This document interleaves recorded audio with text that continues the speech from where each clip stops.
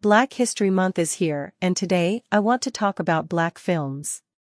I want to take a moment to discuss just a few 90s and early 2000s masterpieces. First off, I want to say that like many others in my age group, I was late to the party when it came to certain films, but I'm catching up as I go. When I was younger, there were certain movies I was told I couldn't watch, but once I was old enough to catch up, I was completely into them. The Best Man is a favorite of mine. The concept of book to real life, and the exploration of the different relationships and the manner in which the characters dealt with each other was amazing to see.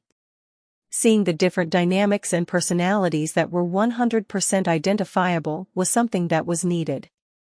This film was so deserving of the sequel and the mini-series, which followed years later. Not to mention, the actors and actresses that played in the different version all look almost as the same as they did in the 90s. Love and Basketball was a film that came out when I was about 12 years old. I remember seeing it with my cousin on Easter. It was the talk of the time. Two young neighbors that eventually fell in love, then to have resentment, toxicity, and just being young change everything right before our young eyes and then to witness a glimpse of a happy love life in the end.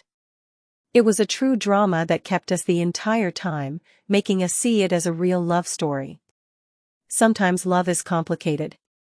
It's funny to see the comments on the film now, and yes, it is true that love is complicated and that we make choices and also accept things.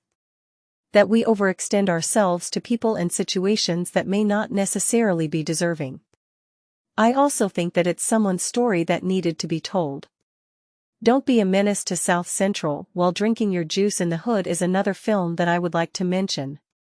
The Wayans family is in this film, and it's a satire of other black films that were popular. Seeing it at a younger age made it feel more like a comedy. I would laugh at some things, and there were other things that felt outrageous.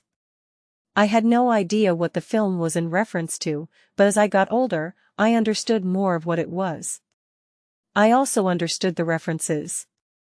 There was one scene where a Chinese lady who is also a store owner is seen inside of the freezer where ices and snacks of that sort would typically be. She shows up as soon as Lope Dog approaches it. She is telling him to hurry up and buy. This wasn't the first time she popped up telling him this.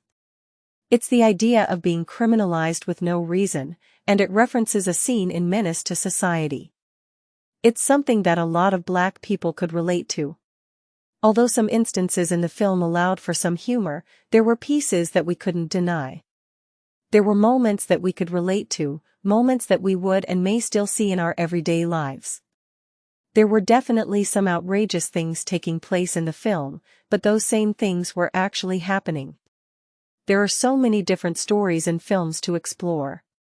There are so many must-sees. In my next video, I'm going to list some popular black films for you to check out.